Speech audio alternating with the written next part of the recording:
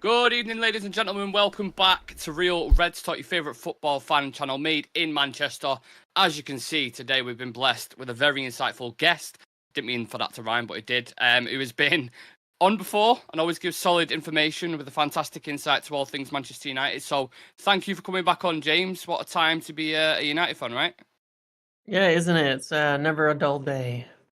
No, as they say, yeah. Obviously, we've got a lot of stuff to get into because it's just typical. Every time we have James on, loads of things seem to break. I don't know if it's some kind of magnetic source that's connected. We was just discussing it off, but it is what it is, and we've got loads of stuff to talk about. So if any of you guys have any questions or anything you want to discuss, do put them in the chat, and we'll try get into them towards the end. I also have Sam alongside me, my co-host. How are you doing, Sam? Can't get into it without asking you. No, I'm good. Like we were saying off air, every time we go to do a show or we go to do something, something else breaks. So I'm expecting the same today while James is on, because every time he comes on, something happens. So hopefully, Yeah. something happens. Well, you probably know what I'm going to say, James. There's only one place to start, and that is obviously with the Takeover at the moment. The most drawn-out Takeover saga that's ever happened. Of course, it's heating up. Initially, we speak about it before when we was live yesterday. We speak about David Beckham's quotes on Qatar, etc. It seemed like there's a lot of stuff or a lot of rumours around it, and then there's a big bombshell about Sir Jim Ratcliffe's new bid, which is apparently more favourable towards the Glazers, and effectively he's now leading the race, according to reports from Bloomberg. Just for viewers who may be confused or don't know what to make of this situation, how would you assess this current chapter of the Takeover? Right. So obviously, as far back as June, if we just go there, because then we can fast forward to a few weeks ago. Jim Ratcliffe had a bid on the table, a couple bids on the table actually, that would take over United, that would have the full Glazer share as well as 51% control. Both of these were on the table, and they were viewed at that time as acceptable to the Glazers in terms of valuation. Qatar made a fourth and a fifth bid at that point in time. There were things that obviously held up the Ineos bid from going through. There's been people who've reported this for some time, that Ineos had at that time felt that they were the preferred option. However, there were problems with the bid. And so things have been kind of stalled since then. You had a lot of varying reports about, well, Qatar confident they think it's going to be done in the next few days. You had Rio Ferdinand, you had all of that. We've been through the lot of it in June, and then it just kept going. Months, July, August, everything passed, and nothing. And then what we heard was, from my side, about, I think it was near the end of September, that Ineos had gone back to the Glazers and Rain and had new discussions. And in fact, I know for certain that one of the partners was in the area for in-person discussions around the end of September. They walked away from that discussion feeling confident that they could put something new together. They've been interested in coming up with creative solutions, I guess, is how it's been described by some people, in terms of how to get a deal done. It's confusing. One of the things that I keep trying to tell people to think about is that this isn't a two option situation here, right? People tend to view it that way, as an either or. This is not the case. It's not either Jim Ratcliffe or Qatar's 100% bid. There's more. There's other minority investment. There's doing nothing. There's taking someone like Elliott Group into play, where you're just selling 10% off and taking the cash, and then who knows what's going to happen after that, and taking $1 billion loan from them for the stadium renovations or rebuild or whatever is going to be done. There's many options on the table. There's waiting 2 years until interest rates come down so that they can repackage their loans. There's so many avenues that one can't look at it as it's this or it's this. And it's important to see it that way, because it explains why someone has to get creative. It's not like, as we've seen over the last 5 months, it's not like, well, if Jim's offer doesn't work, then they'll go with Qatar. They haven't yet, right? They haven't as of yet done that. If they were going to, you'd think they would have by now, as the months just stretch on and on, unless it gets, increased. And so the current state of play is that Ineos were looking to come up with a creative offer that gets around some of the legal issues surrounding their initial bid. That was an acceptable valuation.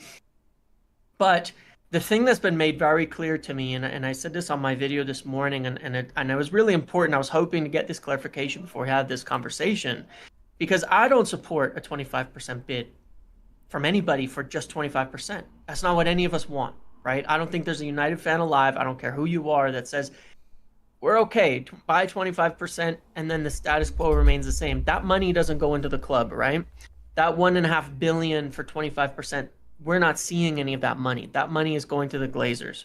Okay, so a 25% minority investment on its own doesn't do anything, and nobody would support that, myself included, at all. So I always wanted clarification. Is that the case? And it was unclear, obviously, in many of these articles.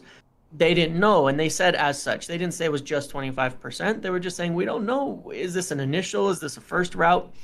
And so I started asking, and in this morning I got clarification from a source on my side that's been essentially my number one for the Ineos information, and has been essentially very infallible in this regard. They would be, for a reason why.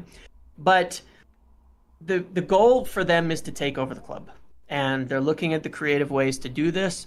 And the idea behind this current offer, as I understand it, what they want to be accepted would include options that allow them to take over a majority control, obviously not instantly, but over time, and eventually and actually 100% of the club. Similar, even the public shares and taking the club private and all of that.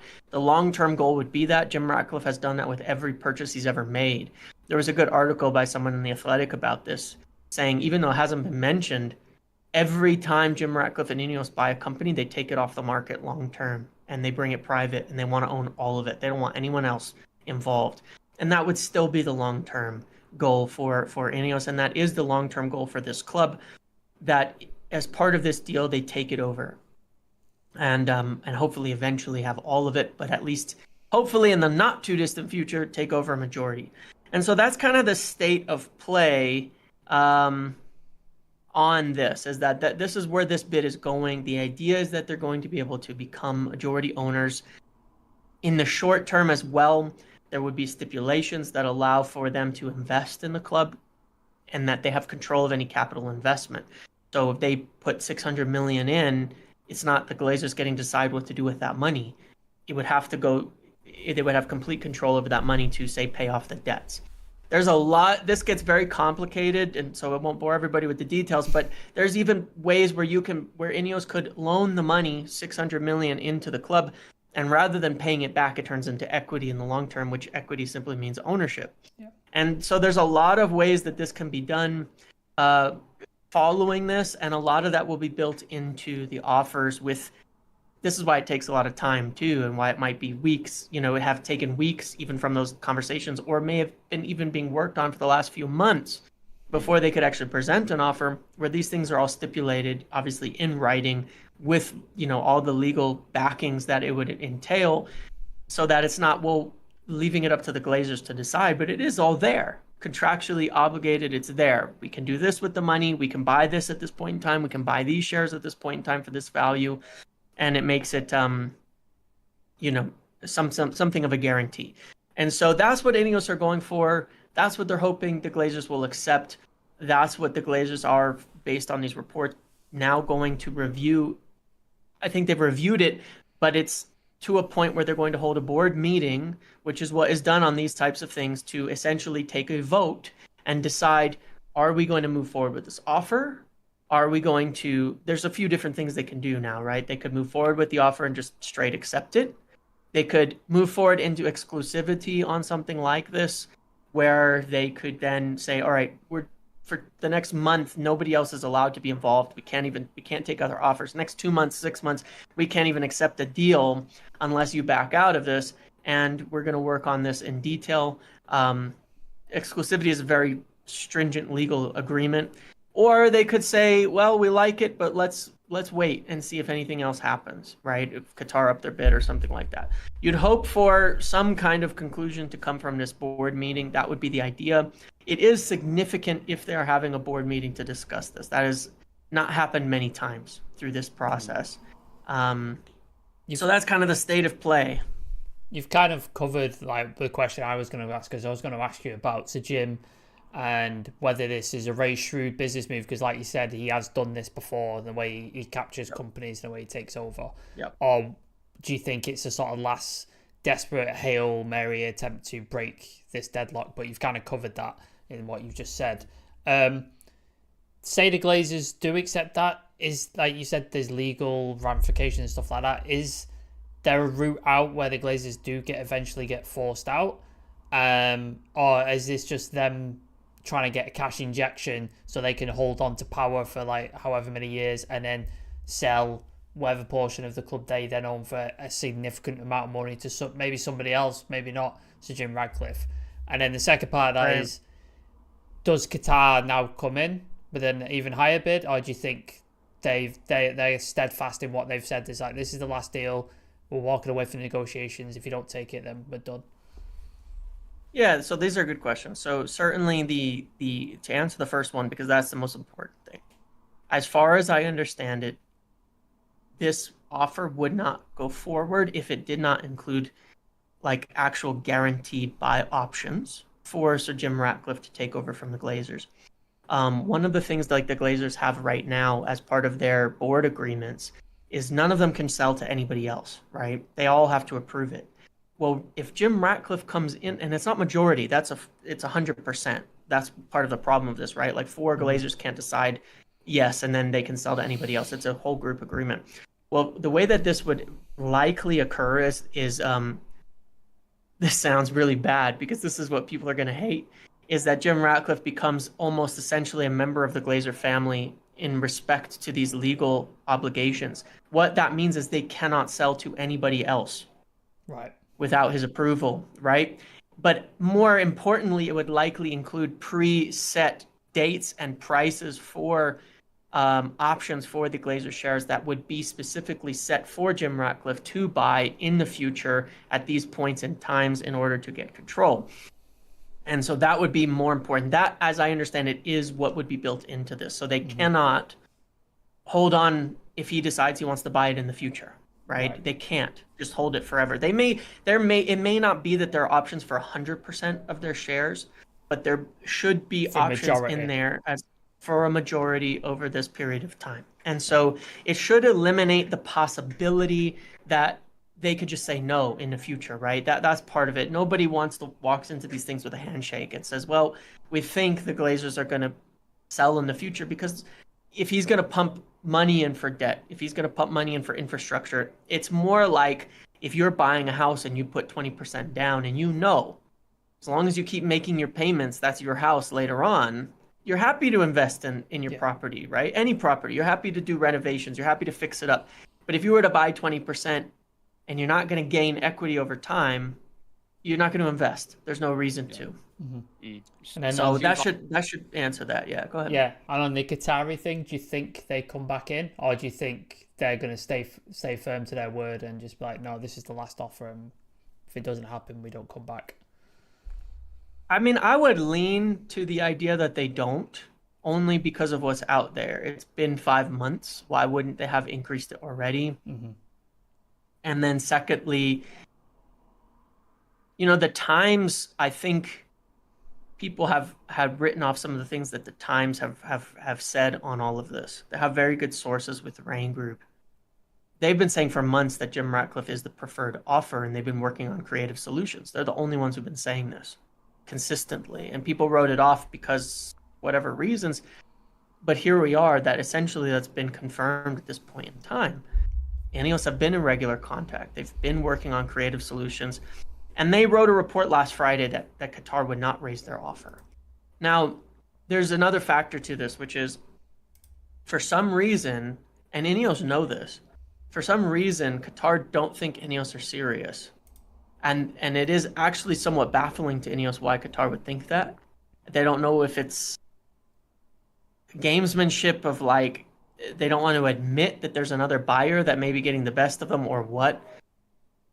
So if at some point it actually says, hey, we're accepting this offer, does that change and Qatar try to put a bid in at that point in time where they suddenly realize it's serious? I mean, you'd think they'd have realized by now that Ineos are serious. This isn't a nothing. So Jim Ratcliffe isn't. He's a billionaire. Unserious. He's a billionaire. Yeah, for a he's put the money up front for Chelsea. I'll give an example. He has his own quotes on attempting to buy Barcelona. In a similar deal to this is actually a good example if you want to take some of his words. He offered them 2 to 3 billion and to help renew the stadium for 50% of the club, with a stipulation that he could not sell those shares. And so that stipulation is important. He wasn't investing in it to resell it. He wanted to own the club in the long term. That's where he was going. And it's a similar deal to this. Put some money in up front, get a percentage of the ownership, start investing in it, and take over eventually. It's not about flipping that ownership percentage. And that's why it makes no sense as purely a minority thing, because the only reason one would buy 20% with no view of greater control is to flip it later for a profit. That's not what's happening. So, but anyway, he is serious, obviously. And so, but there will be a point where you can't just come in and throw a bid at the last second, where if it gets accepted, there's going to be contracts and things, and it would get extremely messy if we were to back out at that point in time. So, there should be a board meeting in the next few days, and then the clock's really ticking on that. If there's nothing in the next 3 or 4 days, by mid next week, I don't see why that is going to change. That's interesting. I was going to ask about the timeline, but I'm glad you've kind of cleared that up. We have got a couple of other things I want to discuss kind of away from the takeover, because I think you've gone into great detail there, so we can kind of move the discussion on a little bit. With it being the international break, James, obviously there's no immediate games ahead. It kind of gives us the time to reflect on the first quarter of the season. How would you assess it, and what's been the biggest issue for you, whether that's off the pitch, on the pitch, whatever it is? I think that there's the two biggest issues that we're running into are, number one, injuries. Because it's very hard. Here's the thing I would say about that too, because there's injuries, and then there's, what about the players who are not getting injured? If there's so many players getting injured, are the ones who are not injured, how fit are they at this point in time? Are they really at 100%? And one of the things that I was told by somebody, and this always, everything unfortunately comes back to the Glazers. It's frustrating because it almost gets boring talking about it at some point in time. Is sports science and the departments that are there and all of that. I know for quite certain that the players are overworked in training as well. And it's easy to point the finger on who's responsible for that, except these are the things that are supposed to be run by experts. And United's problem for a long time, and this is why you're seeing a lot of criticism of Erik ten Hag, this is on purpose. This is how things are set up. You give the manager control of so much, and then when it goes wrong, it's easy to blame them and be a shield, and it's logical. Erik ten Hag runs training. It's his fault they're getting injured, isn't it? Except at Man City, it's going to be other people who are advising on, this is how much running, this is that. These are where each of these players should be at an ideal level, fitness-wise, all of that. At Arsenal, it's going to be the same. At Real Madrid, it's going to be the same. It's not going to be Pep Guardiola saying, this is how training runs, and I know everything about these players, and this is how much we're going to... there's a lot that goes into this. That's why you have a whole team of experts. The same with recruitment, same with all of it. And now you're seeing Richard Arnold opening an investigation today into, or not, maybe not Richard Arnold, but the club are opening an investigation into this. Finally, we know that there's a problem. We know that there's been a problem. It is frustrating because I know there's been a problem.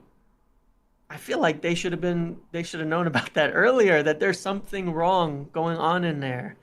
I mean, the amount of times we've sat and discussed it on the channel, me, Sam, any of the lads who have been on, and said it's so obvious from last season he was overworked and overplayed. I mean, Bruno Fernandes played the most amount of minutes out of anyone in Europe, and the pre-season as well didn't help, flying here, there, everywhere. World Cup in the middle of the season. Middle of summer. It was just a perfect kind of cocktail, wasn't it, for this kind of disaster that's happened.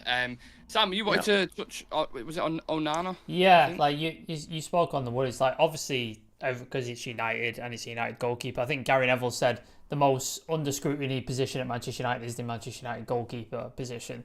So obviously we brought Onana in, and everybody, I think yourself as well, said on the channel, it's going to change the way we play and going to change how we do things. And now people are begging for David De Gea to come back because of the mistakes he's made. Is Onana a big worry for you, or is this just a case of, like you said, with the injuries, he's not at a solid defensive line yet. Like he's been chopped and changed every week, it seems like, with the injuries.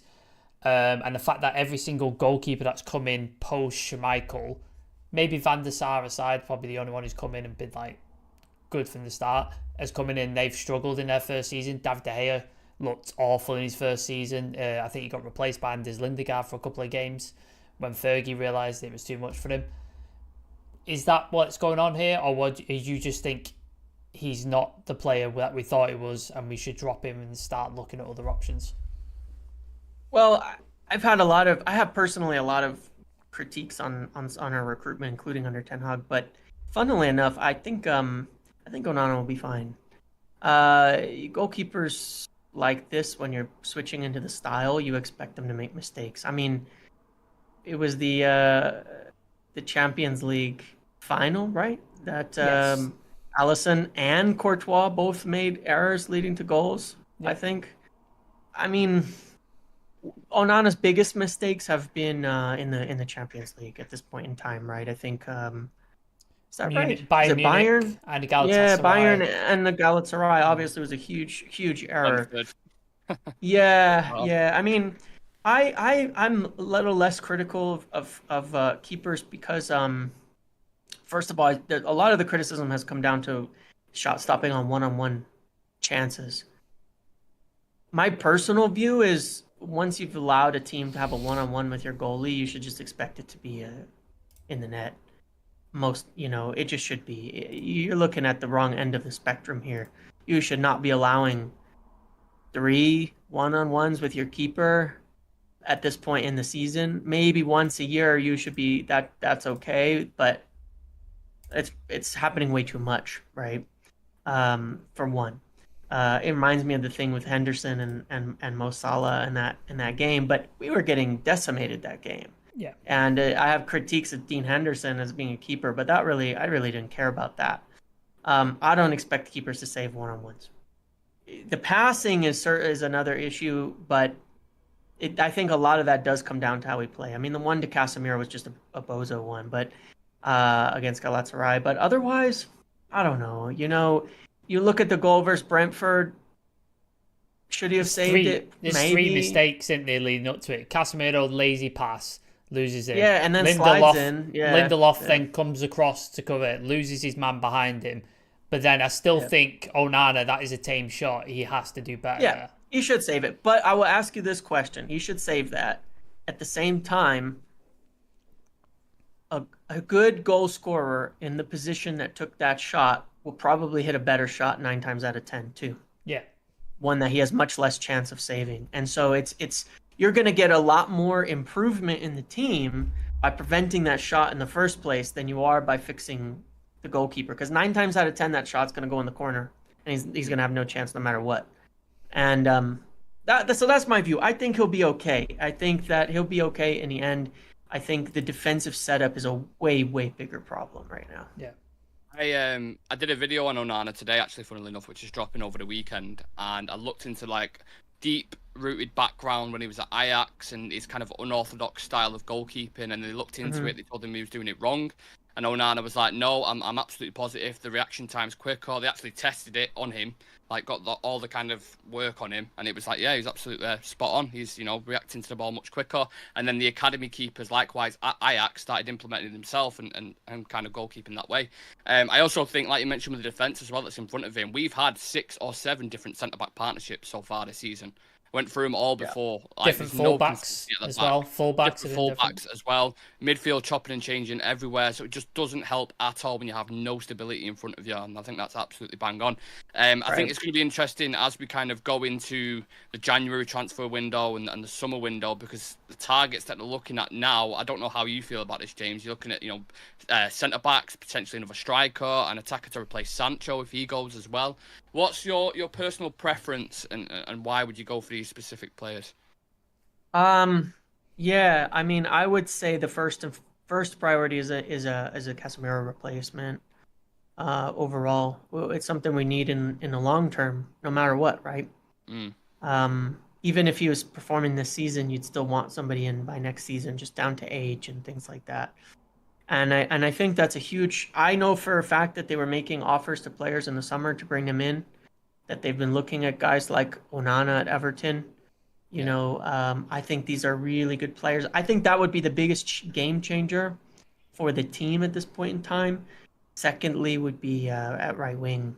I really, really, really, really don't think Antony will make it as the level of player that we need at United. I just cannot see it. You know, here's what I would tell you to look at. If you watch every team every week, because at first when you say this, people say, no, there's no chance that's the case. I think there's 5 right wingers in the Premier League starting regularly that he's better than. And when you look at the contributions that a lot of these, when you actually look through the names on all these teams, you think that's actually true. I mean, look at all the teams that have better right wingers than Manchester United still in terms of performances. He doesn't get in Arsenal, does he? He doesn't get in City. He doesn't get in Liverpool. He doesn't get in Wolves. They've got, you know, it's so like Neto, there's Pedro, a lot of teams he does not get in. Does he get in Aston Villa? Nope. Not over Diaby. No, definitely not. Nope. He doesn't get in any of the big teams. We Brighton, know that. Doesn't get in Brighton. Nope. So you're down to 11th, 12th, 13th, 14th before you're saying he gets in there. Look at our other positions. Marcus Rashford will get in practically any team. That is a fact. You know, when he's on form, there's practically not a better left winger in the league. I'd agree when he's on form, but he would get in. And for me, Rashford. Yeah, well, fair enough. But he's got a lot of years, you know, of producing, and I think that most teams would get more out of him than we are at this point in time as well, frankly. Yeah, potentially. Rasmus Højlund looks really good. When you look at the tools, he looks like a top player. It's obvious. It's there. It's going to take time, but he's going to get there. I'm sure of that. That you can see it right away. And look, he's 19, 20 years old. You know, Rasmus, 2021 in it, I think. Yeah. 20, yeah. Look how ready he looks in comparison to Antony. You know, at 23, already 14 months into into United. Like, you make the comparison at these positions. You watch Mason Mount. Mason Mount looks great now. When he's come back, he's been exceptional recently. He's finding his place. He's also proven at Chelsea what he can do. Mm-hmm. Casemiro, you can see the problems, right? Bruno Fernandes, you know the quality he brings. He would get in practically every team in the Premier League, right? You go position by position, and that's how I look at it. Position by position, would they get into these other 10 teams? You know, the other 10, let's say top 6 teams, top 7 teams. Would they get in there, and would they be a quality player for them? You don't have to have the best in every position, because composition, how they play together, coaching, all that has a factor. But you got to have players that get in there. And so I think when you look at that, well, when Rafael Varane and Lisandro Martinez are healthy, top 3 center back pairing in the country, based on how they played. Onana will give him time, and we'll see. But you know, he could be at left back when Luke Shaw is healthy. I think he usually is. One of the better left backs in the league. Yeah, go ahead. On Varane, are you worried at all with this injury so far? Like, he's been injured 100%. A lot. Do you not think that is a potential replacement? We need to get somebody in there. Yeah, I do. I think that at right center back is a definite priority for this year, this coming summer. It's something they're looking at. Obviously, you've seen the names linked to Antonio Silva. There's Braithwaite at Everton. There's obviously the names that have been discussed before, like Todibo at Nice and all of that. It's a priority because his injury history is poor. You probably, what you would want on the right is you want Rafael Varane to be your bench option, where you can rotate him and you have an incredible player to rotate for a few years, where you don't have to rely on him week in and week out. So that is a huge priority as well. But that's what I would say too, because the drop off from starting to backup is pretty high in the center back position. I actually think Harry Maguire is a better player than he gets credit for, but he's also not probably a top 4 level center back. He's just not as well. He would not fit that. And if he has to play all the time, or Lindelof, who I think has been extremely poor this season, then we're struggling. And so when you look position by position, I'd say defensive midfielder, right wing, and center back are the areas where we do not have a clear, this is a player that is good enough for what we need. They don't have to be the best in the world, but they got to be somebody that would fit into any top team, and that's where we don't have those positions nailed down right now. Sam, just before you get into your thing, I just want to say, everyone in the chat, keep getting your questions in. Like I said, we've got time towards the end. We will ask James a couple of questions. Make sure you leave a like on the video for us as well, and subscribe to Real Reds Talk, you lovely people. Yeah, sorry, Sam. Yeah, no worries. Just in terms, like, we got January coming up. United are obviously not famous for spending in January any money whatsoever. I mean, back in, like, people say there's no value in the market, but like Vidic and Evra, Bruno beg to differ. So it is what it is. But can we expect any sort of activity in January, or is it totally dependent on the ownership situation? And if the ownership situation isn't any clearer by that point, is it sort of like the case of last season where we get the emergency loans in, like the likes of Sabitzer and Vegas, just to sort of patch us up?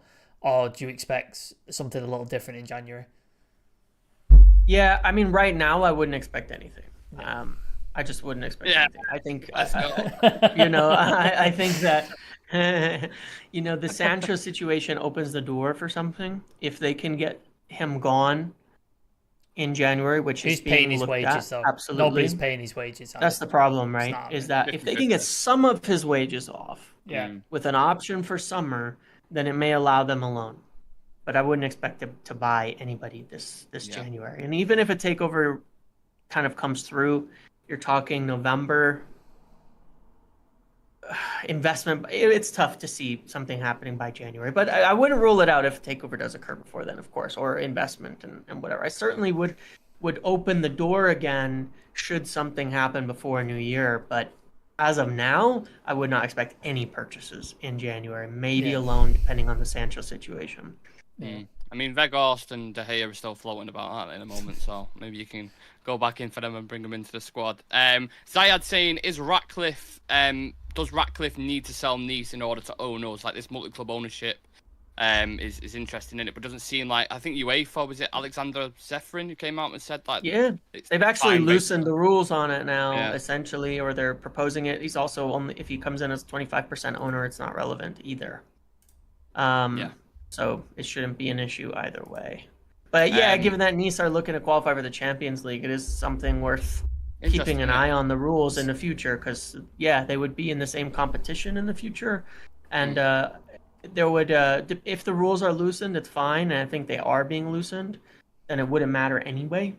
But then you'd have to observe whether there's a dilution of ownership from Ratcliffe. Maybe, I mean, it could be as simple as, given the way that they do it, that they change the holding company that owns Nice and things like that. So, There's a question I've just seen from Mango. Question for James: is it true the club will be willing to let Dalot leave next summer despite just signing a new contract? I've heard the club rate Aaron Wan-Bissaka more defensively, at least. I've seen a lot of talk about Dalot not being up to it. I know there was those rumours of Frimpong back a while back. And there's, like, you look again, if you look at squad for squad, the right backs in like this up thing, is Dalot up there? I don't think he is personally, and I think Wan-Bissaka offers something that no other right back has, is the defensive one-on-one defending, that which you can use to your advantage because nobody else Best has in that. The league. Nobody else has that level. But in terms of right backs, I think you've got it right. That's an upgrade. Do you think that's something we should do? Yeah, I do. I think you've got it spot on in terms of the line of thinking, because that's exactly what I was told for some time.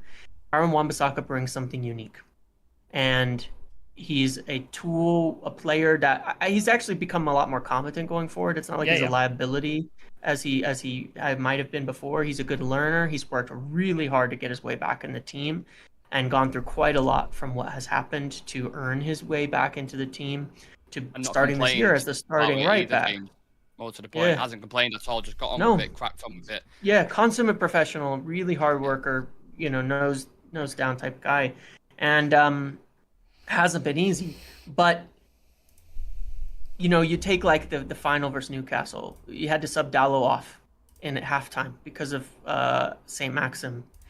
Yeah. Wan-Bissaka shuts that down. Keeps you in the game and shores that lead up by just shutting down their best player. And that will always have utility in a big game, in big matchups, and you don't need him all the time. And so kind of it's kind of like Kyle Walker in a way. Kyle Walker's like this I mean, he does a lot. It's incredible. I'm not Yeah. making the comparison necessarily, but physically, what he can do with his speed and everything has covered so much safety for Pep Guardiola and City. He's provided such a safety net for them over the years that is almost irreplaceable, right? And it's a similar concept here that Aaron Wan-Bissaka could bring that to the table. So alternatively, you'd want a really, really good attacker in for the other right back, in there, not an okay right back, right? There has to be enough upside to take Aaron Wan-Bissaka out the team in those mid-level games. And Diogo Dalot, I think, has performed pretty decent recently. He still tends to be pretty poor when it comes to defensive line organization, these types of things, and one-on-one defending, where he really doesn't do one-on-one defending. He does a little bit of what Lindelof does and kind of leaves it, and it results in problems for the rest of the team. But he still is almost yet to consistently put good crosses in. So his good, he's got some good phases of build-up and all that, but attacking-wise, it's still pretty mediocre. And so I think that is going to be evaluated this year as probably like your fourth thing, priority from the other three areas that we've mentioned, to look at, can we get a good option? And and the good part about it is Dalot will be worth something. If he's not going to be the starter, he's a competent enough player that he's going to be worth something to somebody. And so it makes it more of a like for like financial swap to get somebody else in if they want them. I know Frimpong's just signed a new contract as well, hasn't he, with Bayer Leverkusen. It's like a 30 million release clause or 40 million. I think so, yeah. So that'd be interesting to see if we do go in for him. Sam, we mentioned something off camera. Laurie Whitwell released, was it an article about the scouting department? Let me pull it up if you want to ask. If you want to ask, you go for it. No, I was just saying, I thought it was interesting because something, again, that we've spoken about a lot on this channel is the recruitment and how poor it's been over the last God knows how long decade or so. And obviously they're seeing this thing now with a change in the scouting department. I mean, I don't know why it's taken this long to actually do it, but I was hoping you could provide some kind of insight on it. Or do you have any kind of... I'll read it out and then James can sort of give his thoughts on it. So Manchester United have decided to make major changes to their scouting setup at both youth and first team levels. They are narrowing the scope of their head of academy recruitment to concentrate solely on domestic signings and bringing in international youth talent spotters under senior umbrella. The new scouting process has split the globe into sections, focused on the top leagues in the EU, the Americas, with a group of scouts covering each area and reporting to a senior member of the recruitment department. This restructure is intended to provide swifter lines of communication, more accountability in player recommendations. Both aspects of these familiar with Manchester United's process feel they should be improved. This is partly in response to Brexit regulations that have ruled out signing players under 18 from Europe, as well as financial fair play restraints and the spread of talent across a greater number of clubs. So that's from Laurie Whitwell in The Athletic, friend of the channel. Yeah. I mean, it's like a lot of that is a natural conclusion from Brexit because of the restrictions on signing youth right before Brexit laws came into effect with regards to these youth players. United went on a little bit of a spree, bringing in Garnacho, Alvaro Fernandez, Gerardo. Hannibal was the year before, but it was part of it as well. It was known that this was coming. So they went on a bit of a spree with that, and obviously since then they've been mostly focused on, because they have to, bringing in young English players. And so it's a lot of it makes sense for that. And a lot of it is, they have a lot of scouts, huge network, but one of my complaints has always been there's a lot they come to conclusions of, but a lot of it just ends up being down to like one person deciding what they're going to do anyway. So what's the point of all this data? What's the point of all these views? What's the point of all these people if you're not going to go through it anyway? And yes, a more organized system where you have heads of certain areas that then can come together and build these lists out and things like that makes more sense. It's hard to know what would be the best way to do things overall in terms of organizing. There's so many different routes to this. These are positive signs that are probably built off of data analysis. And that team has been being built. I'm reticent to get too interested in it until the major thing changes, which is, are they going to listen to them anyway? Or are they just going to do whatever, at the end of the day, Joel Glazer decides he wants to do with it? and where is the direction from on high? Because if the direction on high is take these scouts' recommendations, build this out, this is how a recruitment team runs, then fantastic. Then there's a point to all of this. If not, they could have the best recommendations on earth, and we don't know if they're going to be taken up at all. Yeah. Well, as always, James, you provided some super clear analysis, which is why we love having you on. I feel like I've learned about a million things already. But yeah, where can people kind of catch you now? Because you've got a new podcast, haven't you, with Phil Brown, Malikins on Twitter, which I find very interesting. So what are you up to for the next kind of couple of weeks and stuff? Yeah, well, obviously outside of the window, I don't have daily things coming all the time for me. In terms of what I'm trying to provide, it's a little different than the daily, things all the time. But every week, that podcast's trying to cover everything that we can. And then when I have things like this morning, getting updates, I put a video out and come on here and all of that. But otherwise, the same as usual. Always be around, always be working on things and doing that. And I'll put stuff out when I get it, and when it's relevant, and when it's when it makes sense, and when it's substantial. That's really the idea. But otherwise, you can same as always on the YouTube channel, on Twitter, well, X, whatever you want to call it. Join the Discord, do what you want, and have fun with that. Yeah, Sam, anything else that you wanted to add? Nah, just follow us on all the socials if you're not already. We'd appreciate the support. We put a lot of time and effort into clips and the sort of news stories we do. We try to make it as informative and funny as possible. And yeah, subscribe to the channel if you're new here. If you follow James over from Twitter or his Discord, give us a subscribe, because we'd like to have you. And then I'm sure we'll have content tomorrow, Sunday. So there's loads. Something will happen. But yeah, just keep it subscribed, keep the notification bell on, because as we've seen over the last couple of days, things break at the last possible second. Yeah. So if you want to be up to date, that's the best way. I'm actually surprised nothing's broke whilst we've been live. But I've been checking. I've been refreshing. First time for everything, I suppose. Thank you everyone who's tuned in. Thank you to James again for coming on. And yeah, we'll obviously keep in touch and keep up to date with your work and stuff. So thank you very much. And yeah, we'll see you guys in the next one. Take care. In a bit. Peace. Thank you. See you.